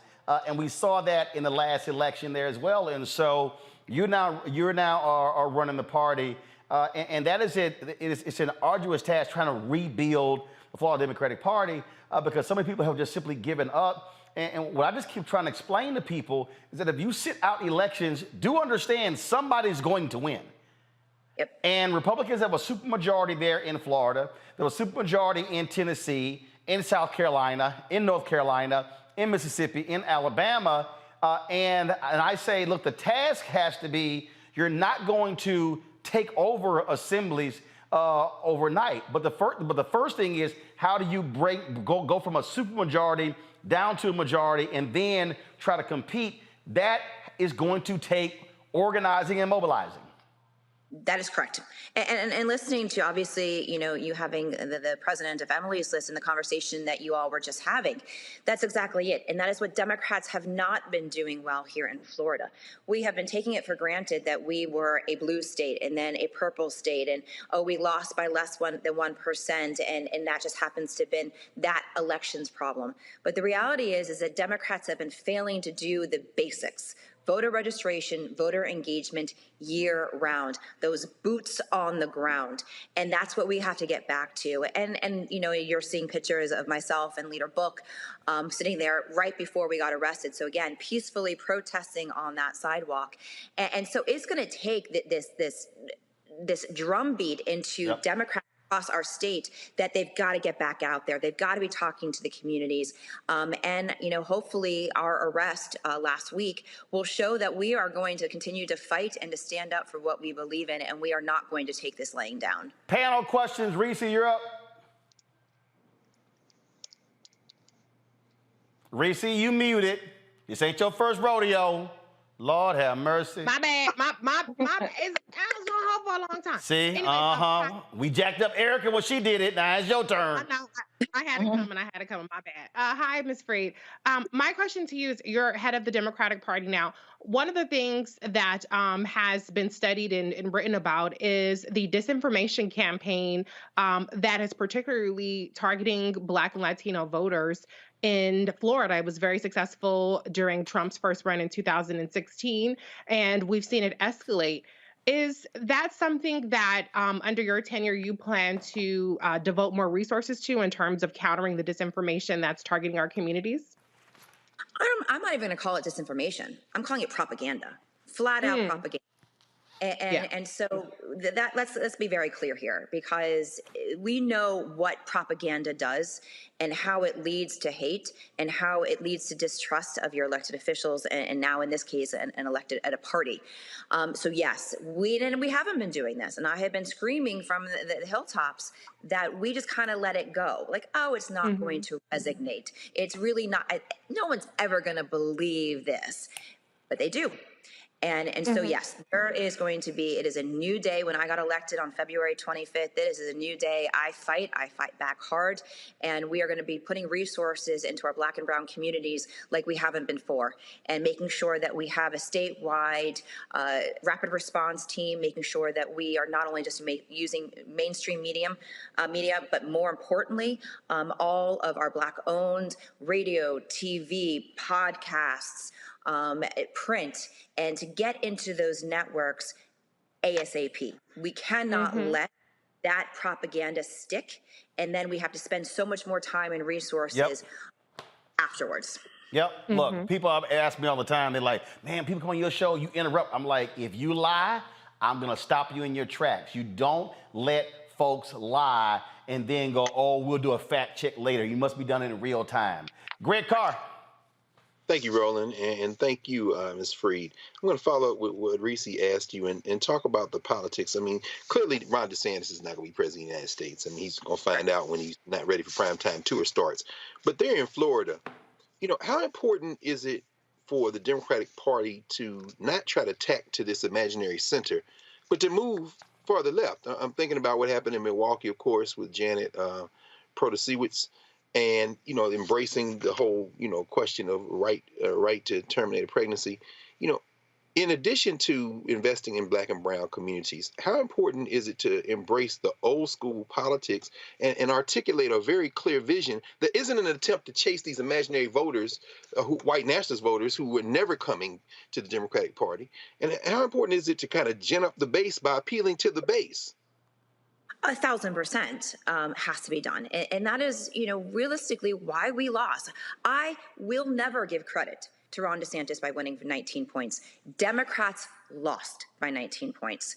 We didn't energize our base. We gave them no reason to vote. They were not enthusiastic about the candidates. They were not enthusiastic about what we were doing. We weren't talking about the issues that were on their minds. And so it is important that we go back to the basics of everything. That is grassroots, that is door knocking, that is talking about the issues that the people actually want us to talk about, and energizing them and getting them excited. I talk to people in our Black communities and our Hispanic communities and our youth. I mean, I was even on the University of Florida campus last week asking our college kids, why are we seeing these walkouts everywhere else across the entire country? Why, in fact, when Roe went down, did we see 300,000 women register to vote in Texas, and yet we saw none of that in Florida? And the consistent drumbeat was, you guys gave us no reason to come out and vote. You know, and of course, you know, I had a primary and it didn't go my way. But we had a candidate who was older and wasn't as exciting for the base to come out and support. So yes, going to the base, getting them exciting, fighting candidates, emboldening our youth who is making, you know, democracy a top priority for them. We've got to make sure that we're emboldening them, that we're empowering them, and that we are going to our base. But of course, our base isn't big enough right now to make sure that we win elections. So we have to go to the base, and we have to make sure that we're talking to now almost 1/3 of NPAs make up our state. I know full well, as you all do too, pendulum swings in two directions. And in order for the pendulum to start swinging back, you need a force of energy to force it. We, as the Democratic Party, are going to be that energy and that source. And we're going to pull it back, and we're going to pull it back faster than people had originally anticipated. They have gone so extreme that it's going to be easier to capture the excitement on the base because they are taking away rights. Every single day that the legislature is passing something, every single day that Ron DeSantis opens his mouth, he is taking away rights and not protecting the people of our state. Lauren. Hey, thank you for taking my question. I just wanted to know what your theory was, Ms. Freed, on what happened to the Florida Democratic Party. I mean, in 2018, Andrew Gillum came so close to beating DeSantis.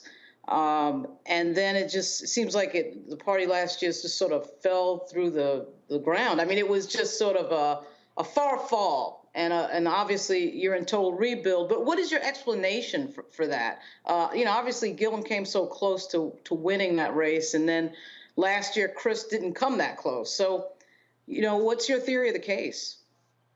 Yeah, so, in that same year that Andrew came within 33,000 votes, I won. I won as our Commissioner of Agriculture, the only statewide elected Democrat that year, and only the second to have been elected in almost 30 years.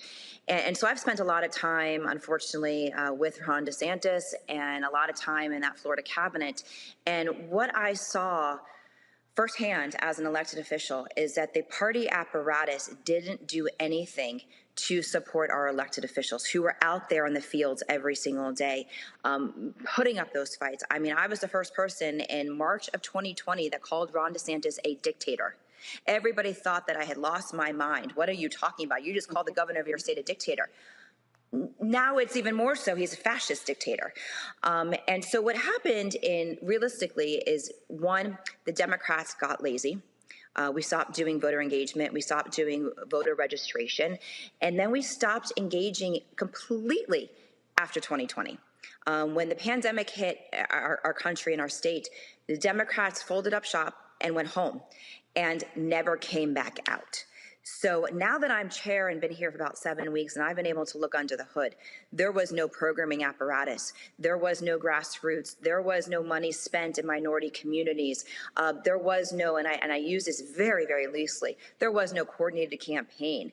We had 3 women of color on our statewide ticket between Val Demings at the top of our U.S. Senate, our Attorney General candidate, and our Commissioner of Agriculture candidate in 2022. I bet nobody knows that.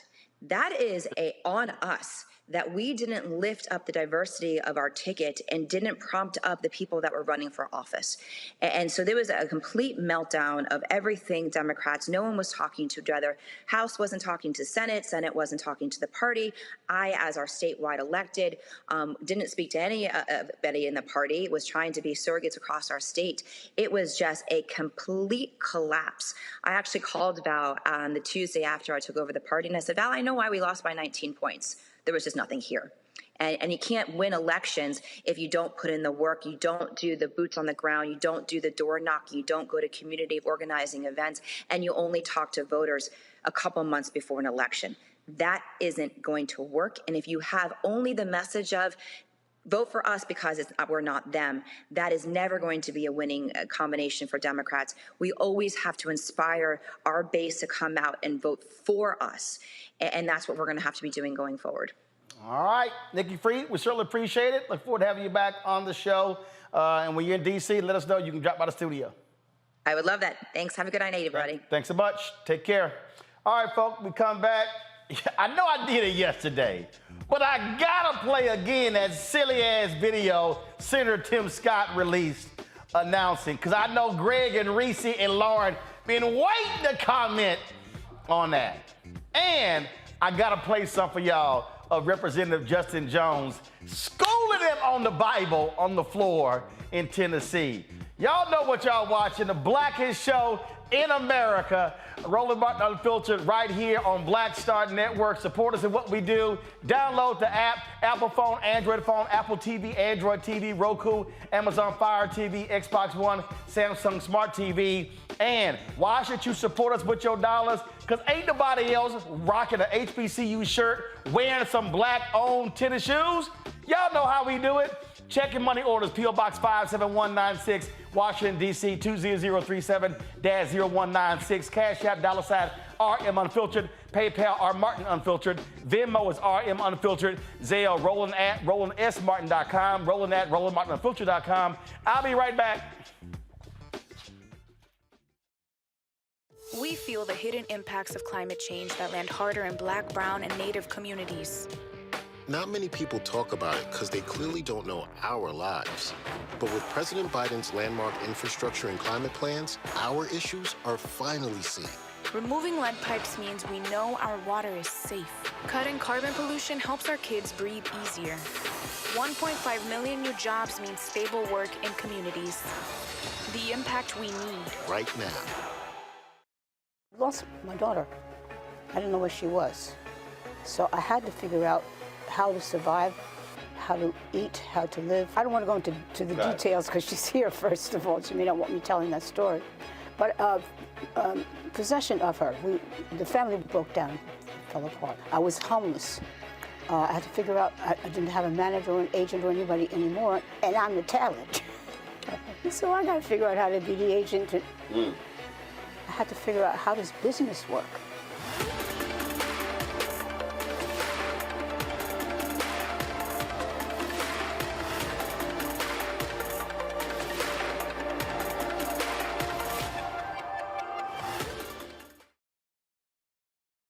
Hey, I'm Cupid, the maker of the Cupid Shuffle and the Wham Dance. What's going on? This is Tobias Trevelyan.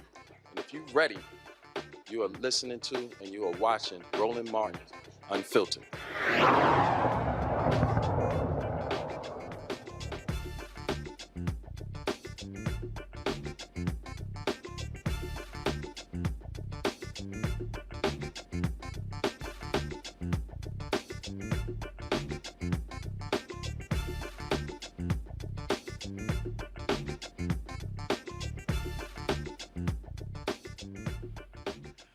All right, if you're a white man trying to quote the Bible, don't do that with nobody black who been raised in the church, because it ain't gonna go well for you. This was today in Tennessee. I saw the clip. I had to play it. I ain't got no reason to play it, except I can. Hit play. Representative Reagan, do you believe that it is racist to prohibit concepts on systemic racism in the history of America? Chairman Reagan. Thank you, Mr. Speaker. Once again, my belief is in God. I settle other things with facts and data. The fact of the matter is, sir, this bill is not racist. It is not unconstitutional. Representative Jones.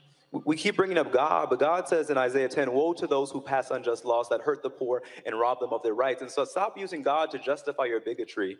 Stop using God to justify hatred and racism. Stop using God to put a... Jones. You were out of order. That's called smacking that ass. That's what I don't know why they keep trying that, brother. Reese, I don't understand why they keep trying him. He gonna embarrass him.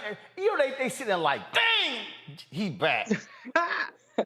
I love it, love it, love it. And the crazy part about it is, most people would not even have a clue who he is, but for the fact that they did this completely racist, fascist stunt to get him out of the assembly. And now they can't even expel him again. So he can really let them have it over and over and over again. They can't do nothing but be salty and cry like a bitch, like how they were on that tape. And you know, it burns them up inside every time he talks. I am 100% here for it. Oh, absolutely, absolutely. Okay, now I told y'all last hour, we didn't play it earlier, but when I heard silly ass white nationalist, spoiled ass rich kid, no talent, used to be a bow tie wearing punk ass Tucker Carlson, sit here and actually try to talk about Malcolm X in reference to Justin J. Pearson, I said, you have got to be out your white nationalist mind. Play that bullshit. Justice. Justin Pearson has changed quite dramatically, as you can see. He transitioned from a crypto white kid into the modern incarnation of Martin Luther King Jr. himself. It's remarkable, really.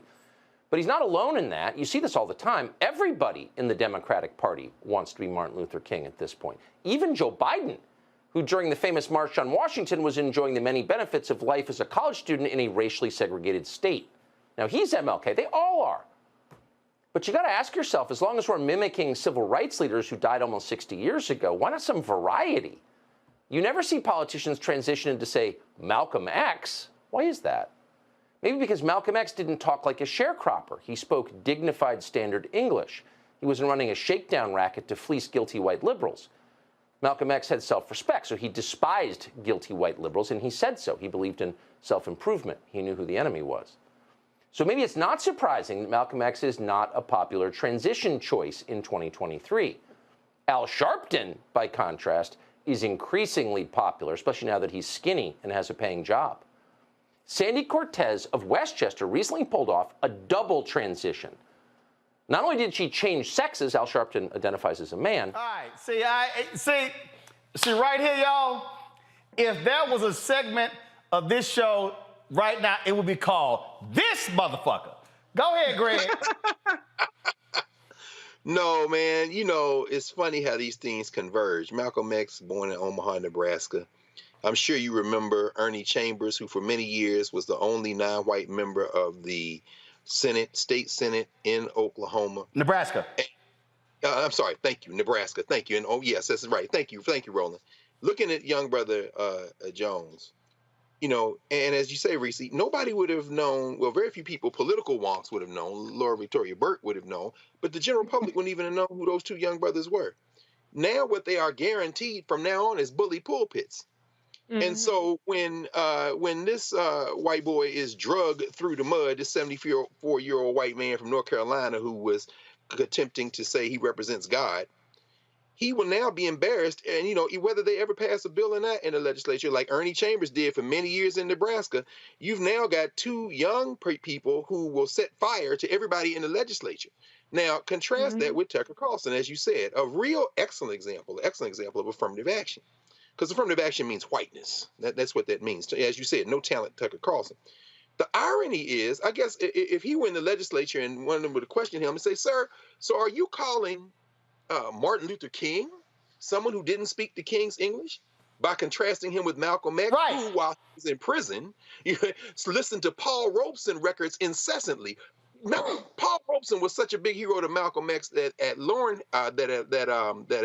Hansberry's funeral, when Malcolm came to the funeral and saw Paul Robeson sitting there, he was so intimidated by the fact Robeson was there. I think it was Ozzie Davis. He asked, do you mind introducing me to Paul? So my point is that we speak in all kind of ways. And right. Tucker Carlson think he's being cute. What you really just did is say that Martin Luther King speaks like Pygmy Markham. Right. He was saying MLK spoke like a sharecropper. Oh, we knew exactly what the shade there was. And let's just be real clear, Tucker. You talk about how Malcolm X spoke. Your ass don't agree with Malcolm X on nothing. So don't be trying to sit here and all of a sudden, who speaks the proper language? Here's what we do know: the guy you replaced, he spoke the King's English when he was leaving them freaky ass voicemails and sexually harassing and sexually assaulting people. We know your former boss, who put you in your place, Roger Ailes, spoke the King's language when he was sexually harassing so many damn women. Oh, when Eric Bolling, he spoke the King's language at Fox News when he was sending penis pics to various people there. We know Ed Henry spoke the King's language, and he has got fired for sexually harassing folks there as well. Hell, we could go, Kimberly Guilfoyle, who, well, I don't know what the hell she speak, but she speak MAGA Trump. Her ass got fired for sexual harassment. So Tucker, shut your punk ass up trying to sit here and question how Justin talks or how he changed. Your wimp ass used to wear bullshit ass bow ties, and now you trying to look all dignified wearing a tie. Man, come on with that nonsense, because we also know you the founder of the Daily Caller, where you've had racist folks writing for you as well. Reese, go ahead if you want to comment on this little silly fool. Fuck Tucker Carlson. That's all I got to say. Okay. Well, there we go. Lauren, you got anything to say? It's insecurity. I mean, it's just racism and insecurity. There's really not much to say. Dr. Carr summed it up. Well, we're going to do this here. I'm going to go to a break, and I just had to play this again. I don't even know what to say. I don't know how you could be a black man and announce you running for president and you open your campaign at Fort Sumter. When we come back, Reese, Greg, and Lauren, they get they crack at deconstructing Senator Tim Scott, his presidential exploratory campaign opening. Ooh, y'all definitely want to tune in for this one. Back in a moment.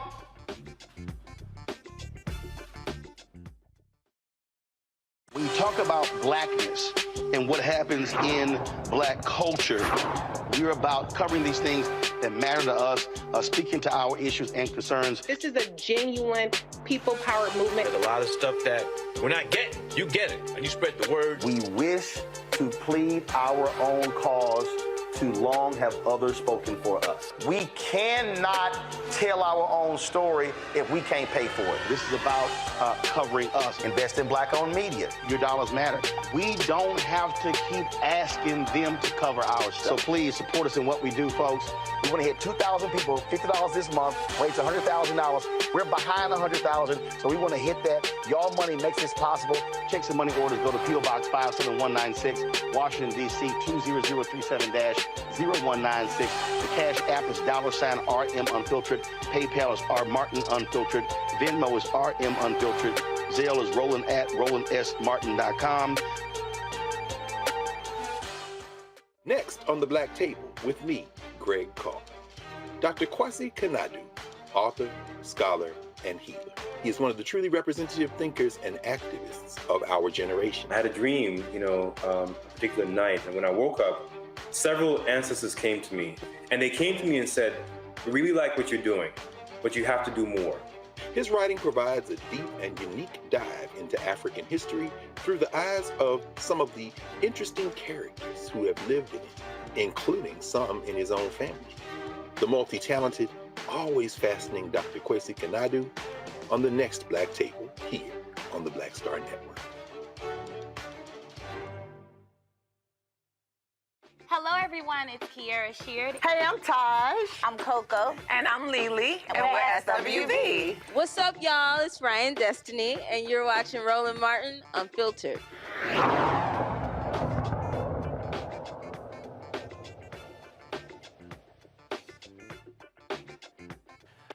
The law yesterday, y'all, I talked about this little video here.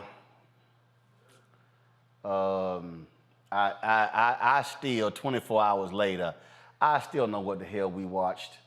We gonna deconstruct this, y'all, so be prepared for me to start and stop and start and stop. I'm gonna try not to sit here and set a blowtorch to that damn video player. But go ahead and hit play.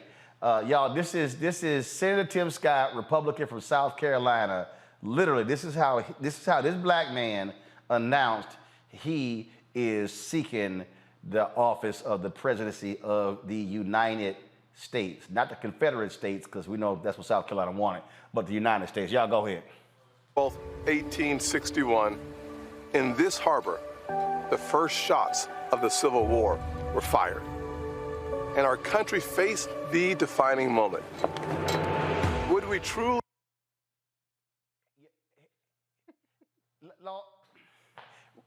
Lauren, his ass couldn't even say what the defining moment was. He just said the defining moment. Right. You know what? I don't know what to say about Tim Scott anymore. I think, at the end of the day, it feels like some sort of odd defense mechanism. I feel like he's grown up sort of accommodating in his mind what he's had to do to please and placate white people around him. And there's just some sort of weird personality adjustment that goes on with that. I think we see it with Clarence Thomas as well. You realize that the greater society does not like the group that you're in and has not liked the group that you were in for 400 years. And you're making an adjustment for that. I mean, that's the best I can come up with for Tim Scott. Obviously I'm not a psychiatrist, but I just feel like the only time I've actually seen him really make a political reaction that sort of made sense in terms of who he is as a black man in America is when Walter Scott was killed on video. Yeah. Scott, no relation, of course, the man that was shot in the back 6 times by a cop, and then he got all outraged with Lindsey Graham. That was about it. But this video, this presentation is really, you're talking effectively to white racists in this. You're messaging. Hold on. Wait, we ain't done with it. Hold on. I'm going to play a little bit more of it. Y'all, go ahead, play it. Be one nation, under God, indivisible, with liberty and justice for all. America's soul was put to the test, and we prevailed. Today, our country is once again being tested. Once again, our divisions run deep, and the threat to our future is real. Joe Biden and the radical left have chosen a culture of grievance over greatness. Stop. Right. Reese, hold on, Reese. So the Democrats, Reese, have chosen a culture of grievance when is Tim Scott's party that defends Confederate monuments, and they whine all day about how conservatives getting attacked, conservatives getting canceled, when they literally are the party of January 6th? Right. Republicans is always on the opposite day, always April Fool's Day, because nothing they say ever makes any damn sense. This is the party of banning books, of banning drag shows, of banning everything but AR-15s. They would have your ass be a slave, Tim Scott. So I'm very confused by this little Confederacy Union thing going on, because yo's party, even though the names have switched, are on the side of the Confederacy. Yo buddy down there in Mississippi, Tate Reeves, calls this Confederate Heritage Month. So it's really, really, really, really weird that he is talking about indivisible justice for all, soul of the country, when the soul that you are trying to represent is white nationalism and white supremacy, boo. All right, we ain't done. Press play. Listen. Promoting victimhood instead of personal responsibility, and they're indoctrinating our children to believe we live in an evil country.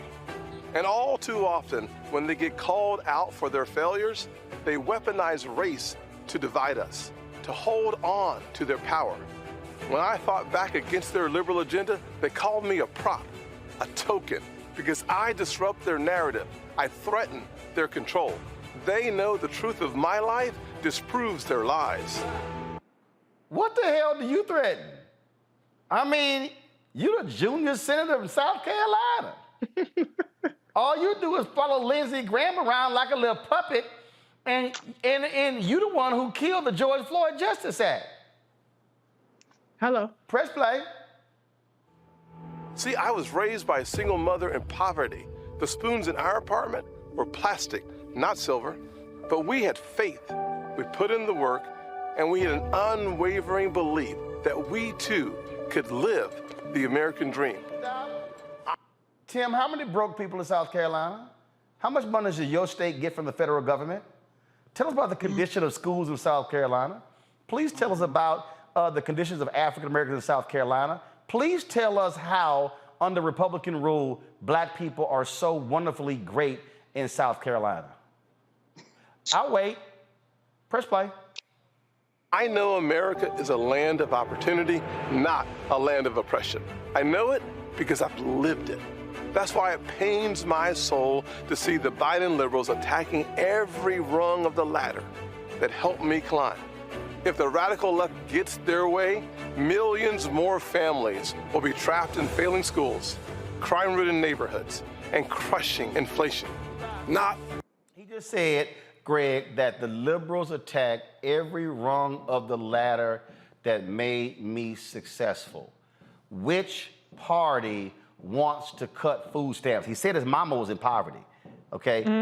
Which party wants to cut food stamps? Which party actually cut unemployment insurance? And which senator, Lindsey Graham, who was the first state that actually cut unemployment insurance during COVID? South Carolina. Which state had a slower economic recovery after COVID than the other states because they cut the money? South Carolina. And so he said, Greg, see again, I need people to listen to when he said, liberals want to cut every rung of the ladder that led me to be successful. Bruh, that's your party. Play it out, and then, Greg, I want you to respond. Go. On my watch. This is personal to me.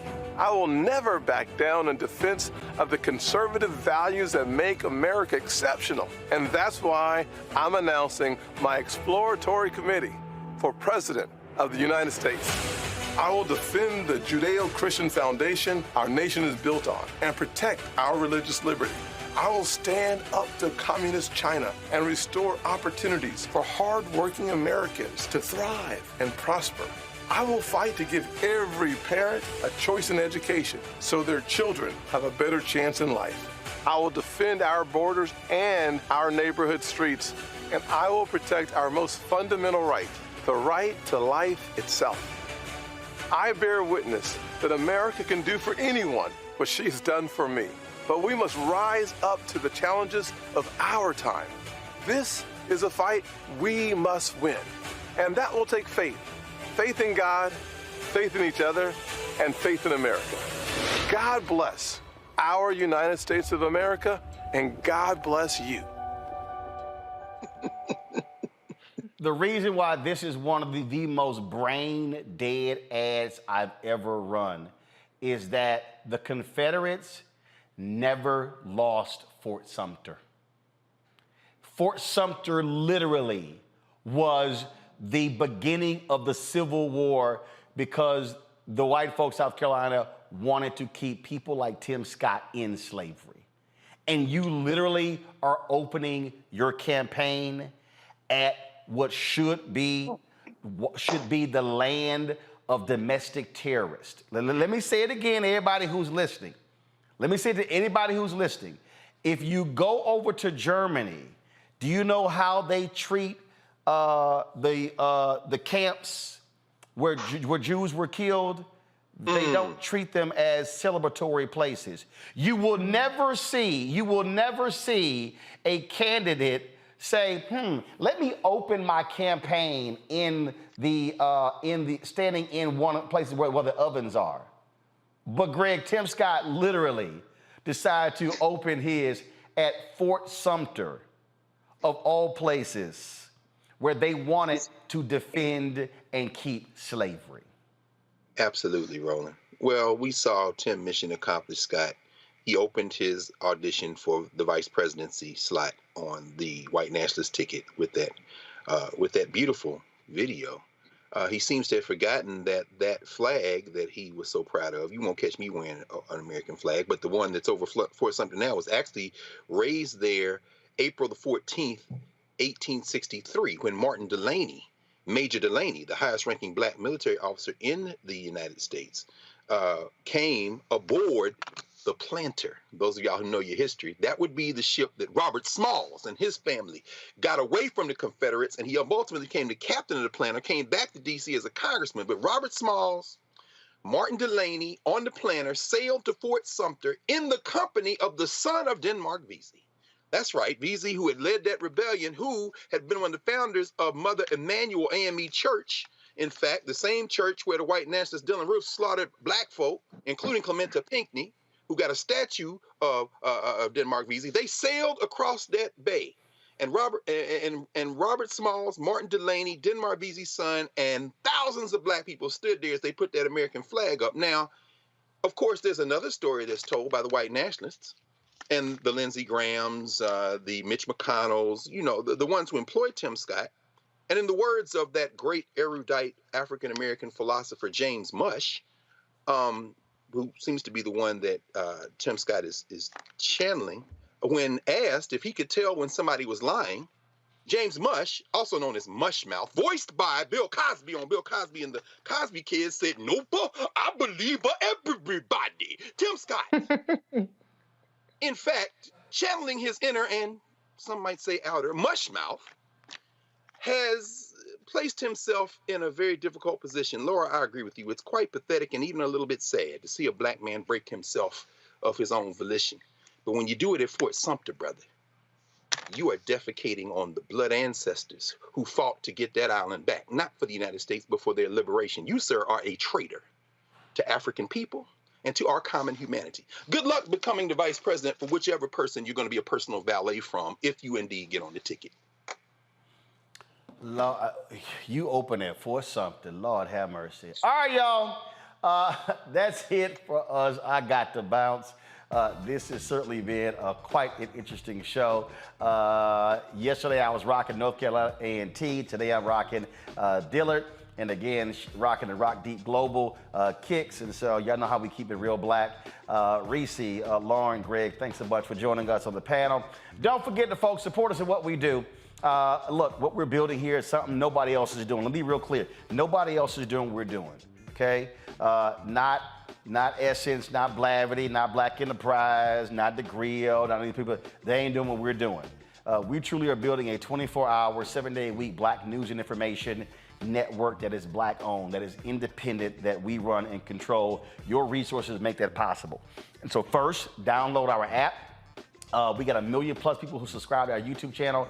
We should have 1 million people who are downloading the Black Star Network app. Apple phone, Android phone, Apple TV, Android TV, Roku, Amazon Fire TV, Xbox One, Samsung Smart TV. Why is the app important? We have not been on Facebook all week because they put a block on our page complaining about some video. And so this is when we have our own app, then no one can block us. YouTube can't block us. Facebook can't block us. Instagram can't block us because we own and control it. That's why we got to have our own. And that's possible with your resources. I told y'all the app is $160,000 a year. That's just straight up. That's how much it cost. And so see your checking money orders, P.O. Box 57196, Washington, D.C. 20037-0196. Cash App, $RM Unfiltered. PayPal is R Martin Unfiltered. Venmo is RM Unfiltered. Zelle is Roland@RolandSMartin.com, Roland@RolandMartinUnfiltered.com. And be sure to get a copy of my book, White Fear, How the Browning of America is Making White Folks Lose Their Minds, available at bookstores everywhere. Barnes & Noble, Amazon, Target. You can also download your copy on Audible. Folks, I will see y'all tomorrow. Holla! Folks, Black Star Network is here. Oh, no punches! I'm real revolutionary right now. Support this man, Black Media. He makes sure that our stories are told. Thank you for being the voice of Black America, Roland. Stay black. I love y'all. All momentum we have now, we have to keep this going. The video looks phenomenal. See, this difference between Black Star Network and black-owned media and something like CNN. You can't be black-owned media and be scared. It's time to be smart. Bring your eyeballs home. You dig? Pull up a chair. Take your seat. The Black Tape. With me, Dr. Greg Carr, here on the Black Star Network. Every week, we'll take a deeper dive into the world we're living in. Join the conversation only on the Black Star Network. Hi, I'm Dr. Jackie Hood Martin, and I have a question for you. Ever feel as if your life is teetering and the weight and pressure of the world is consistently on your shoulders? Well, let me tell you, living a balanced life isn't easy. Join me each Tuesday on Black Star Network for A Balanced Life with Dr. Jackie. We're all impacted by the culture, whether we know it or not. From politics to music and entertainment, it's a huge part of our lives, and we're going to talk about it every day right here on The Culture with me, Faraji Muhammad, only on the Black Star Network. I'm Deborah Owens, America's Wealth Coach, and my new show, Get Wealthy, focuses on the things that your financial advisor and bank isn't telling you, but you absolutely need to know. So watch Get Wealthy on the Black Star Network